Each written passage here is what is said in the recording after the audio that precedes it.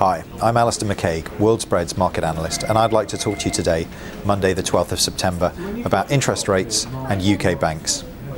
The Chancellor, George Osborne, stated this weekend, ahead of the G7 summit, that nothing would be more damaging to Britain's recovery than an interest rate rise. When we look across over at America, where the US Fed has stated that they aim to keep short-term debt fixed at these low levels until 2013, and the fact that the UK base rate has now been at 0.5% for the last 30 months, it looks potentially like we could see these low levels of interest rates for the UK maintained for some time to come. When we look back at the latest voting as well, we see that it was a 9-0 voting. So there seems to be no impetus to change this. It should be noted, of course, that George Osborne, as the Chancellor, does not actually have the power to change the interest rate. That's the Bank of England who are in charge of that. However, his comments will undoubtedly be noted by them. When we look at the UK banks, the Independent Commission on Banking has come out with the Vickers report. This has come out with several points and key facts that they're looking for the UK banks to implement.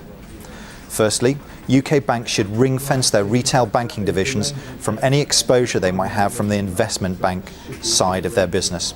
Secondly, UK banks are to keep between 17 and 20% of risk-weighted loans and investments. Thirdly, UK banks are to make it easier for customers to switch their current accounts between banks.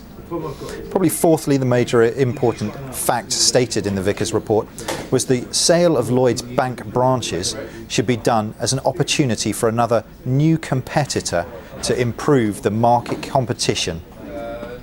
These should all be implemented by 2019, which coincides with the dates and requirements of the Basel III report. What are the implications for this? Well, the UK banks have spent the last 6 months heavily falling away after a relatively calm 6-month period prior to that.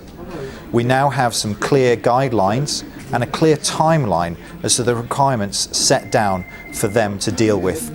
Maybe with this lack of uncertainty as to what was around the corner for them as far as political powers and government issues are concerned, we could see things clearing up somewhat. You can trade both the banks and UK interest rates with World Spreads. Many thanks.